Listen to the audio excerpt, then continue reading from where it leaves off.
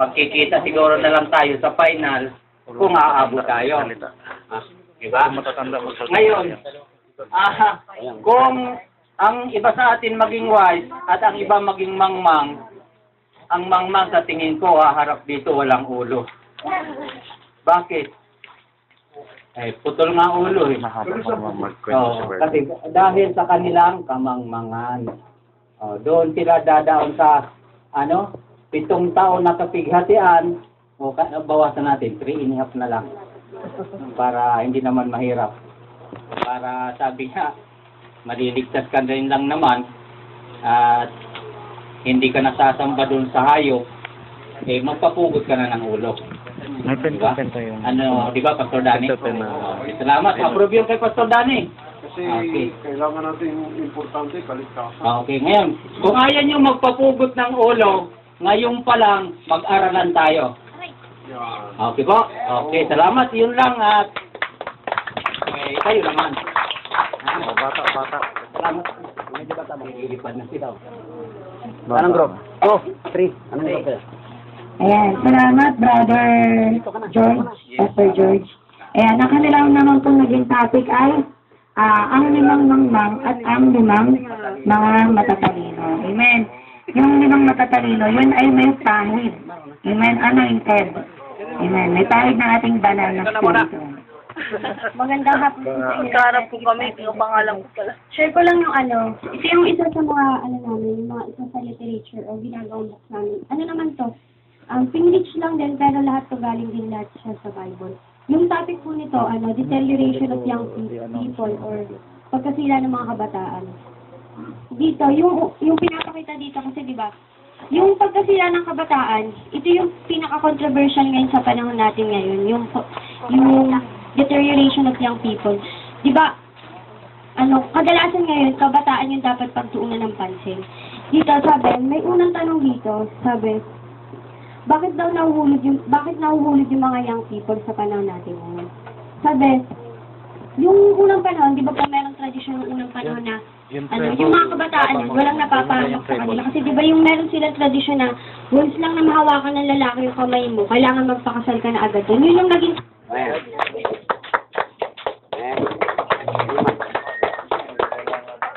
Ayan, maraming salamat, Sister Jen.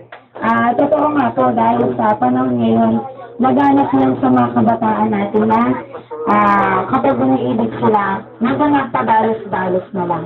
Hindi nila alam kung ano ang magiging dahilan ng kanilang gagawin, magiging bunga. Amen. Kaya kailangan natin kapag, lalo-lalo na pagpapasok tayo sa isang relasyon, unang-una, nandun na yung ating maging karelasyon ay nakakakilala din sa ating Panginoon. Amen. Para sabay kayong tatama. Amen. Sa daan ng ating Panginoon. Isa pa, kapag pumasok ka sa mga relasyon, handa ka ng mag-asawa. Yes. Hindi yung papasok ka sa relasyon para may kapartner na. Sa mga kasanlibutan yun, ng ganang kaisipan. Kapag di ka nag-isip ng ganyan, maghahanap ka ng kapartner para mag-lingkod sa Diyos, kasugahan na mag-lingkod sa Diyos. Malamig yun. At huwag ka maghahanap ng, unbeliever. Unbeliever man siya, kasabot sa pastor, sasabi sa kung para mag-pray, para maging believer. Hindi tayo parang sa kapag-unbeliever sa prayer. Paalala pala, mamaya sa mga mag-sisend, magbibigay tayo ng 30 minutes, maghihigpit tayo sa oras. Para maraming sharing na ating malasa. 30 minutes, bawat isa. Bali, ang mag-isa ngayon, bali 3. Si Brother Argy, Brother Richard, at si Pastor Roman. Yun. Kasi po ko pagbago. Post lang pag sa aking mga kapatao na ako isang Christian. Isa nakakapagod ka, pero kailangan natin yung pakita dahil tayo isang Kristiyano, anak ni So, yung po dapat natin ipadama sa kanila na tayo ay mahinahon, mapagpigil, mapagkumbaba sa ating kapwa. Yun lang po. There is God. Ba't mo ko pinapagalitan? Pinakapansin ko na parang magkakaiba po ng face. So, Betty ay, sabi ko, mag-check tayo sa isang pag-uusapan. Tungkol sa kasalanan. Ano ba nagagawa ng malamang parataya na unintentional sin or maaaring intentional sin yun.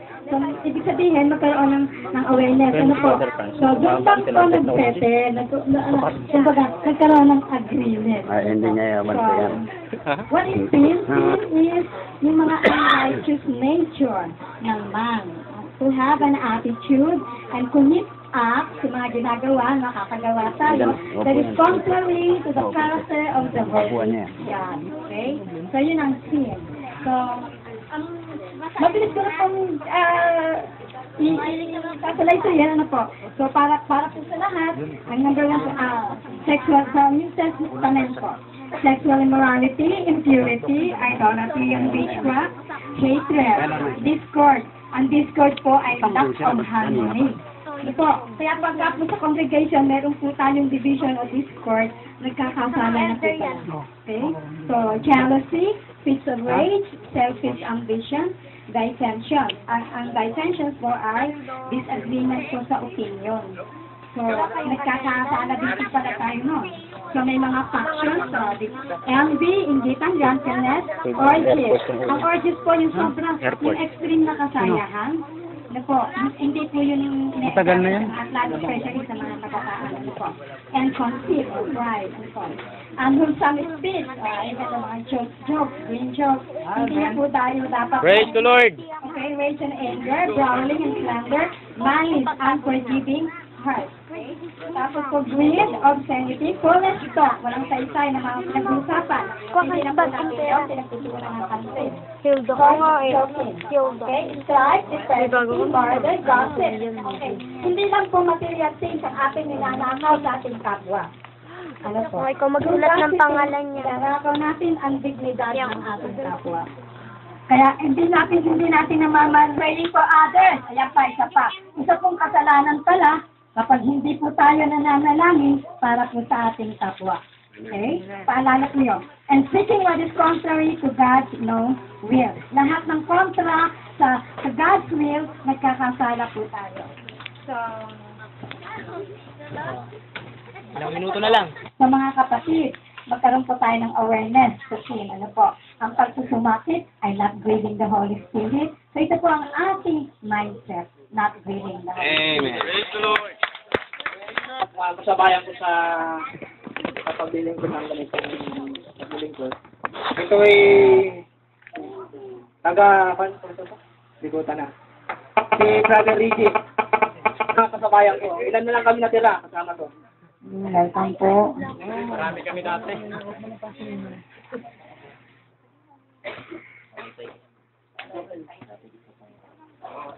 Tingin na doon sa akin. Pero kung muna yung nasa trabaho, sabi ko na, yung hindi pa, sabi nga na, una siyang naganap sa namin. Nung naganap. Unan natin to. Na gano'n. Nagre-ready si Satan sa Panginoon. Dahil nga doon, pinapunta sa lupa at dito siya ngayon sa lupa, nagbagsak natin, siya, sa lupa siya nagpatuloy. So sabi gano'n na, ulitin mo dito sa lupa. So pag may mga digmaan dito sa lupa, yung magkabilang partido, pumipili sila ng lugar kung saan sila maglalaban. So, ganun din sa spiritual namin. Oo. Kasi natanatat yung Diyos, kung hindi din sila ng lugar kung saan sila maglalaban. So una, pag pumili si Satan sa isang tao, gaya ng ginawa niya kay Eva, o inuna niya yung spirito ni Eva, patukin. Inuna niya yung consciousness, yung reasoning, memory, intellect, affection, yung affection ni Eva. Ngayon, pagkapasok niya sa loob, sa spirit ni Eva, pumili siya mapunta sa soul. Nagkaroon na ng doubt si Eva, nawala na yung faith ni Eva. Pagkatapos sa soul, saka pa nag-manifest sa flesh, sa body. Kung ano na yung pinapaniwalaan niya, kung ano na yung na-tolerate ni Satan sa spirit niya sa soul, yun na yung kinikilos ng katawan niya, yun na yung kinikilos ng bibig, nung 5 senses ng katawan niya. So, sabi yung gano'n ni Balban, nadaya si Eva dahil hindi siya solid sa Word of God. Ngayon, si Eva yung ginamit, kaya nasdaya din si Adam. So, pero sa panahon natin ngayon, sabi niyang gano'n, hindi lang babae, kundi pati lalaki na tolerate na ni Satan. So, sabi nga ni God of Danon na, so, yun, paano tayo makakabalik sa Word, sabi nga ni Balban, dahil na-tolerate na nga tayo. Sabi, kailangan lang natin i-channel ulit, buksan ulit yung channel natin mula sa Diyos. Kasi, Amen. karamihan ngayon, sabi nga gano'n, na pag nag-church, hindi nabubuksan yung channel pupunta sa Diyos. Meron sa mga altar call, sabi na pinapatik pa ng kapatiran, brother, ganito, ganyan, isa kang mabait na kaibigan, parang pinipilit nila. So hindi yung Diyos yung pumapasok sa spirit, kundi yung nila, yung reasoning ng kasama, yung affection, sila yung kumikilos, hindi direkta yung Diyos. So sabi nga ni Brother Branham, parang isang tao makabalik sa Diyos, dapat sumangal siya direkta sa Diyos. Hayaan niyo yung salita ng Diyos, baguhin yung na-tolerate niyang affection, consciousness, intellect, memories, reasoning. Kailangan yung yung 5 senses na yun ng spirit, bumalik sa kanya, may balik sa Diyos. Para yung 5 senses na yun, yun yung magbabalik, kikilos naman sa soul, na magkaroon siya ulit ng faith.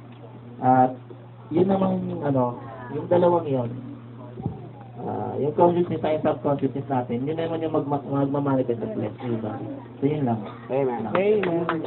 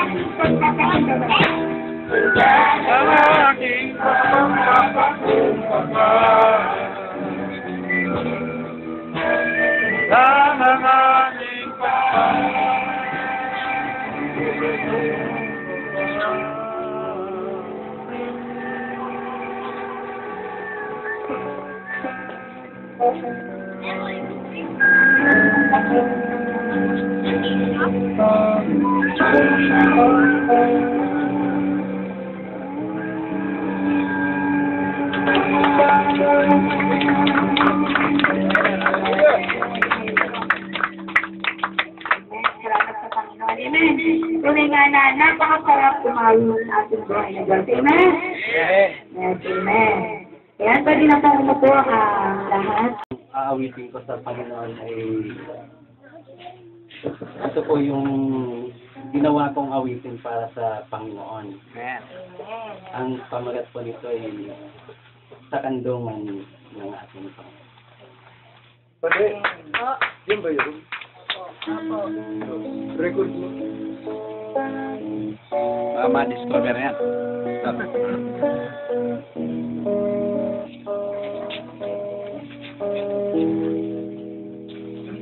Hagin mo puso ko, napalayo sa'yo, bigagin mo, alipin mo ito, hayaang maging pagharian mo.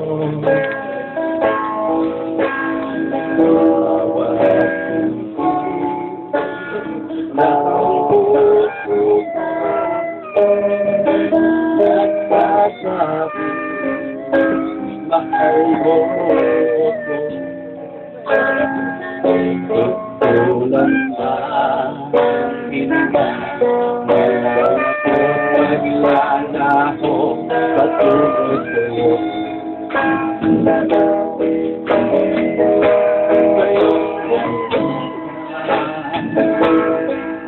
wala kong mahilang sa iyong mga pilit, tutulan ko habang kaya kung ikaw magkaulay ang bawat araw upang ang buhay ko'y mabalot ng iyong kanta. Ang iyong mga kamay ang lagi kong gagapay upang hirap mawagi pa sa'yo ang agapay. Hayaan matakpan sarili ko kanina upang imasayon magawa.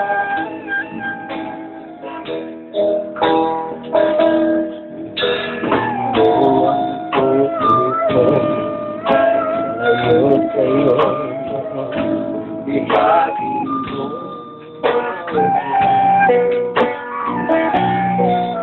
Alipinin mo ito, ang maging pagkaroon mo. Awatin mo ang puso mo, nagsasabi Panginoon mo. Tutulan ka,